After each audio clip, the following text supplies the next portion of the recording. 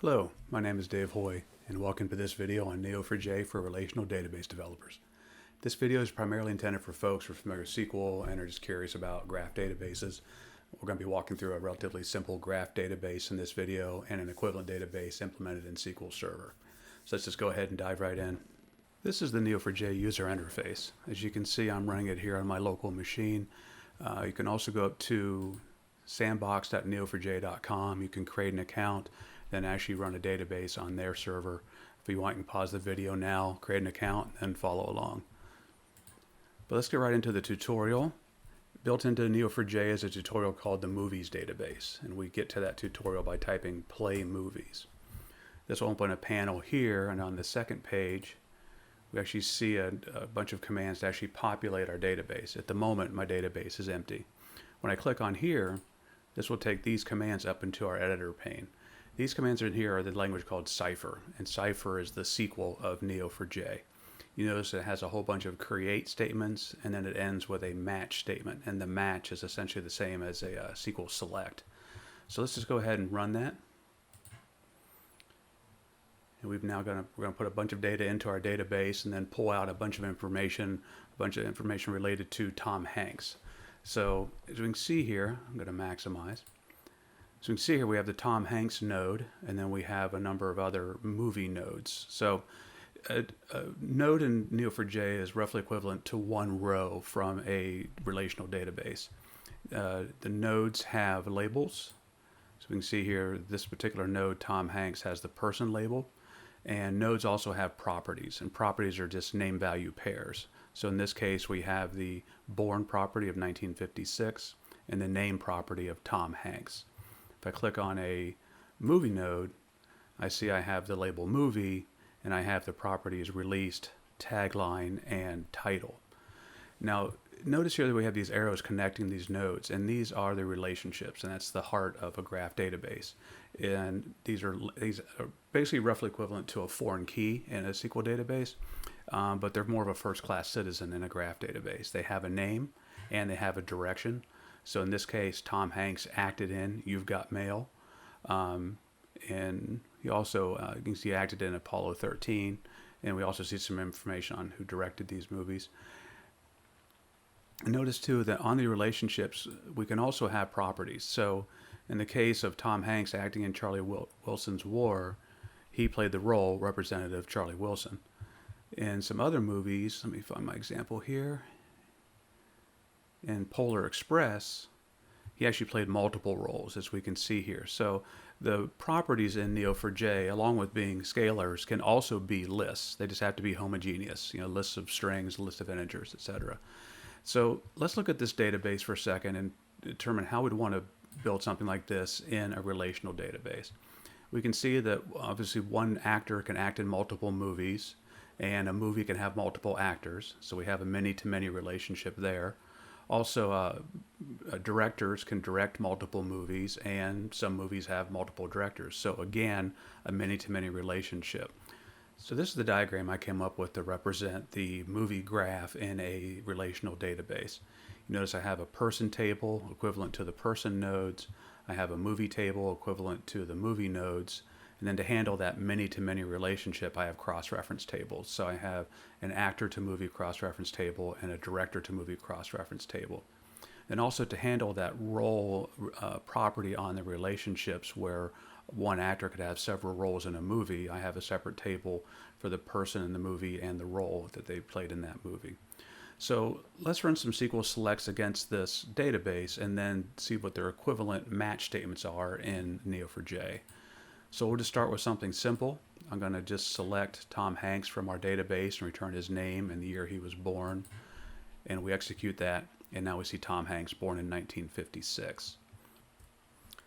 So doing this over in Neo4j, I want to match the node that equals Tom Hanks and then return the name and born properties for that node. So let me unmaximize this, and then again, we use match statements, which are equivalent to a SQL SELECT statement to match nodes and relationships.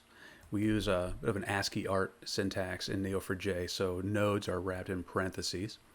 And then I want the node with a label of person on it. So we do colon and then the label. And then before the colon, we put the variable name that we're going to use to refer to this node further down in our Cypher statement. So I'm going to use A for actor. So I want to match the node with the label person where that name property equals Tom Hanks. And now that I have it, I want to return the name, traditional spelling, and the born. So I just press enter to run this. And we see we found Tom Hanks, born in 1956. There's also an alternate syntax here that I like a lot when you're doing an exact match on a node property like we are here. In this case where we're doing Tom Hanks' name, we can actually get rid of the where clause and take it into the node itself. And I say, well, I say where the name property is Tom Hanks. And then I can just say return the same thing. This should give me the same results. Hey, it worked. Okay, so couple things to note real quick is that the keywords in Cypher, match and return in this case, are not case sensitive, but the property names, the label names, and even the values within the properties are all case sensitive. If I try and find Tom Hanks, I will find no nodes that match that.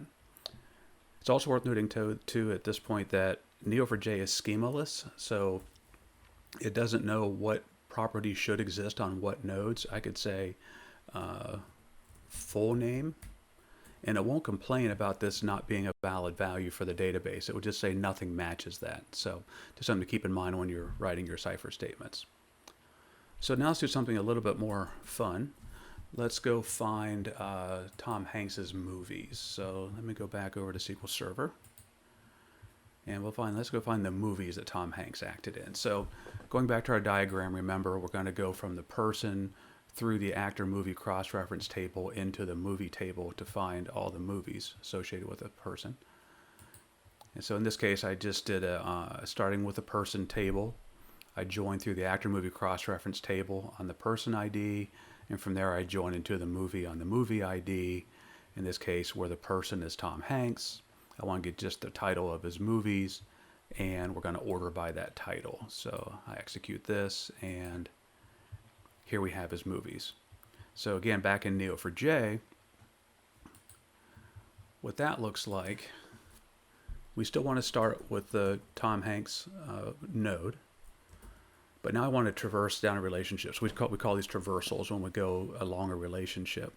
And in the syntax for that in Cypher is you always have 2 dashes for the relationship, and then an arrow for the direction you want, if you want to restrict by the direction. You don't need to. And if you want to restrict by a specific label, you put that label name in brackets. So in this case, we want the acted in relationship, and then that will take us into a movie. Now in this case, we want to return the title of that movie, and so just like we did with Tom Hanks, we need to assign a variable to the movie nodes that match. So I'll call it M for movie. And then I want to return the movie title.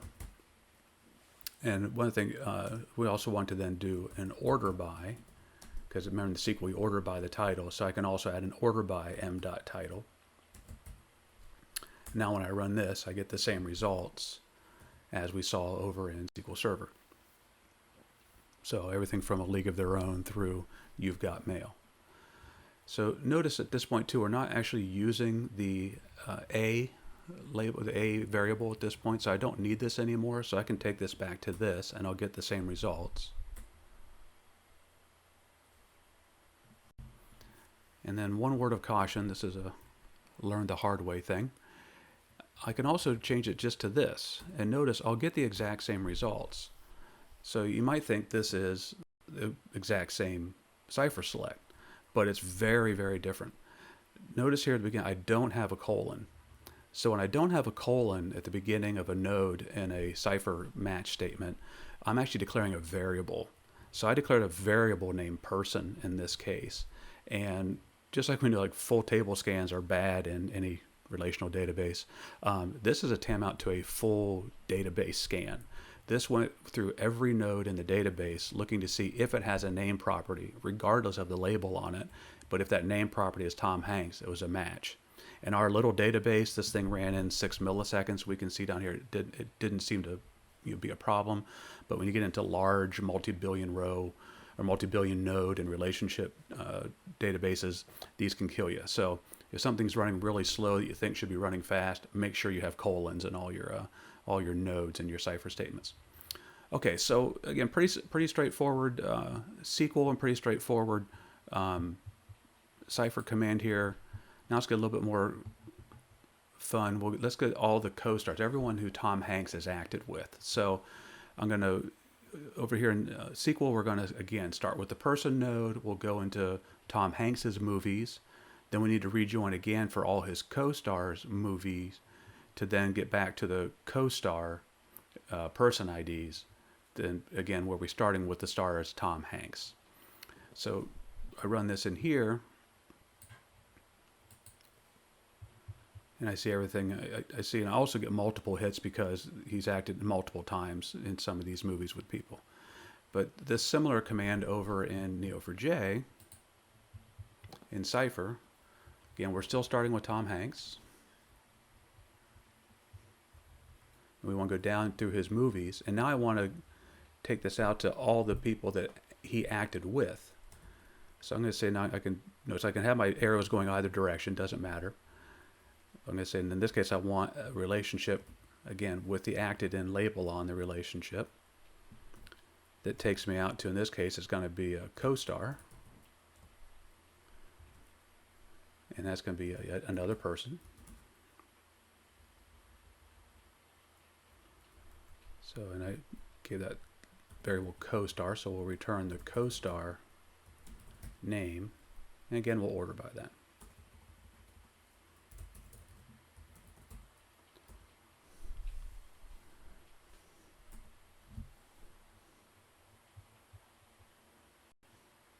So here we see the same results. Adrian Tito, Bill Paxton, multiple times. There's a key difference here, though. So this was the statement we ran in Cypher, and this was our SQL. If I scroll down these results, you'll notice that I'm actually going to get Tom Hanks. So this join statement, of course, when you would take everyone who Tom Hanks started with Tom Hanks, so we get Tom Hanks back again. But over in Neo4j, you'll notice I don't get Tom Hanks back. And the reason for that is that when Neo4j matches on it, it matches a pattern is the lingo for it. So actually I should fix this. So it looks for this pattern for a person node that goes to through an acted in relationship to a movie, back out through an acted in relationship to another person. And Neo4j will never return the same person relationship twice in one pattern. So I don't need to explicitly exclude Tom Hanks as being his own co-star in this particular case. That's a nuance of Cypher and Neo4j versus SQL. So let's go back to SQL Server and play with the role table a little bit. Recall from our diagram, the role table is joined through person and movie to cover the fact that an actor may have multiple roles in one movie.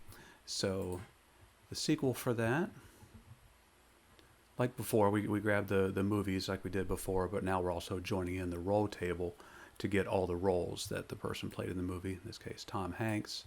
We'll order by the title. And here we see Tom Hanks's movies and the roles he played in those movies. And for something like Cloud Atlas, where he played 4 different roles, we get 4 results. So doing that over in Neo4j, we'll get rid of all the co-star stuff because we're not traversing that way anymore.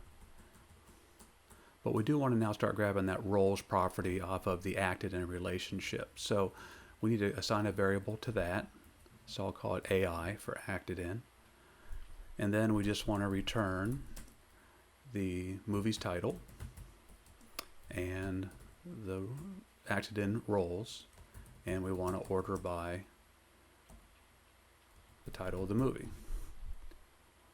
So when I run this, we should see the same results. So again, I see a league of their own, etc. Now notice though that for Cloud Atlas, we only got one result because in Neo4j, those 4 entries from SQL Server are actually one list property on that relationship. Typically, that's not a concern if you're dealing with, you're interacting with Neo4j through Java or C# or whatever programming language. Getting a list back is an easy deserialization into some list property in your programming language. If, though, for whatever reason in your Cypher, you want to deal with that more in get a row per role, it gets a little more sophisticated, but we can do that. I'm going to do this as a multi-row statement just for readability. Inside the user interface, if I hit Shift Enter, then I can enter a second line. So we're going to get into a concept here of taking results and kind of cascading them through through kind of a pipeline, if you will, inside of Cypher. So we did this match statement. We found some roles, and we found some acted in relationships. We found some movie relationships. Now I want to take the titles that I found forward as the variable title, and I want to take the roles that I found forward as a variable called roles. And then I want to use this new keyword unwind. And unwind basically takes a list as an input and then gives you each entry in that list back one by one. So the list I want to work on is roles, and I want to refer to each element in that list as role. And then that's what I want to return. So I want to return the title that I brought forward from up here, and I want to return this role as I'm iterating through.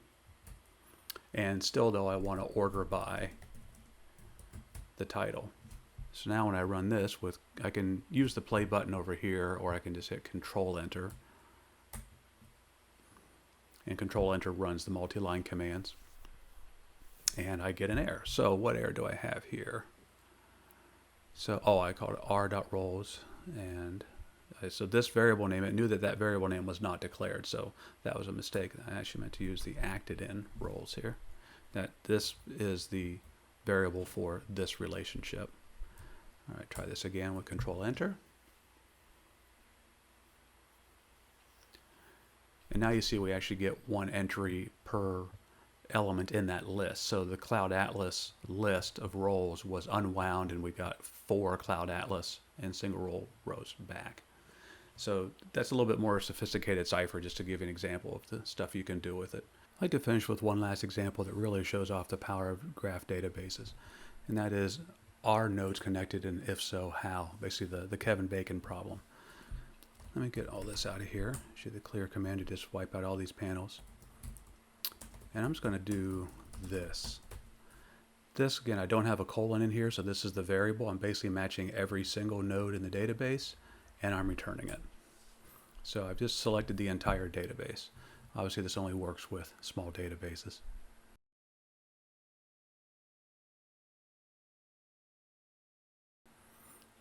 So we pulled back every node and relationship, and actually that's a bit of a lie, but I'll come back to that at the end.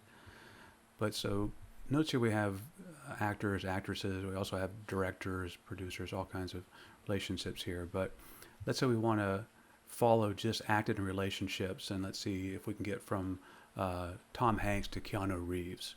So over in SQL Server, this is where it kind of gets ugly fast. This is what I came up with to do a shortest path traversal through these tables to see if let's say in this case, if Tom Hanks and Keanu Reeves are related, and if so, what's the path for this? This recursive CTE, or recursive common table expression, keeps joining to itself over and over again until it goes to a certain depth controlled by a level. I will be the first to admit I'm only about 95% sure this thing is correct, and I spent a lot of time on Stack Overflow getting this to work. But when I run this, I say I want to go from Tom Hanks to Keanu Reeves. I order those by the level, meaning how the length of the path, if you will, and I just return the top one. So you can see the results down below here, but when I run this, I see that I can get from Tom Hanks was in the movie That Thing You Do with Charlize Theron, who was in The Devil's Advocate with Keanu Reeves. So it works, but boy, it's not a whole lot of fun to write. So over in Graph, this becomes very straightforward. We unmaximize this and clear it out. So in our match statements, we can also assign a variable to the results of our match. In this case, I'm going to use the path, a variable called path. And I say I want to go from the person whose name is good old Tom Hanks. And remember we said the directions are arbitrary when we specify our cipher. So I don't really care if Tom Hanks was in the movie with someone or someone's in the movie with Tom Hanks. I don't care what direction I want to traverse that relationship. I just want it to be related through an acted-in relationship. And then I want to go out to the person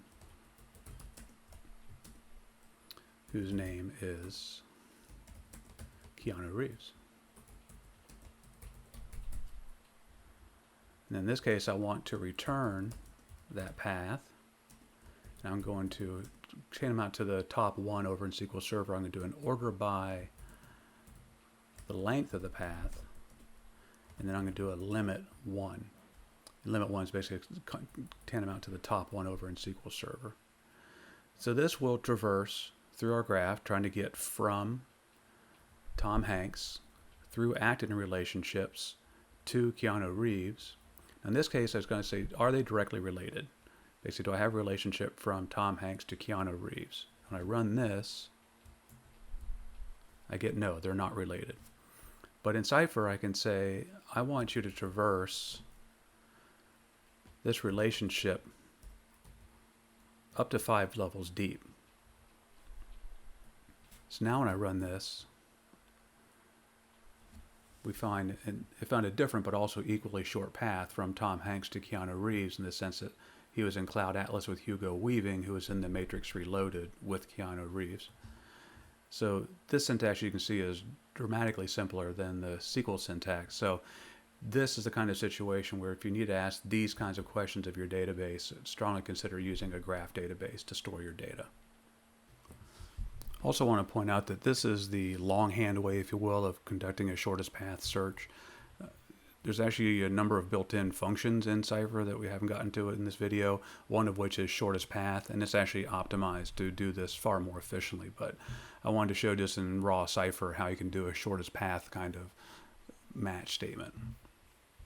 And also going back now to the comment I made about these results being a lie, it's a bit of an overstatement, but something to be very aware of as you're using this tool to develop Cypher statements. Let's go back to the very first Cypher statement we ran. I'm going to go back to the movie graph. I'm actually going to play movies. And in here we ran this match statement. Now we know from what we've seen earlier in the video that this Tom Hanks is actually a variable that gets declared higher up in this code, but I'm going to get rid of all of this. And I'll replace this with, we'll do the long form like they were, but we want the name Tom Hanks.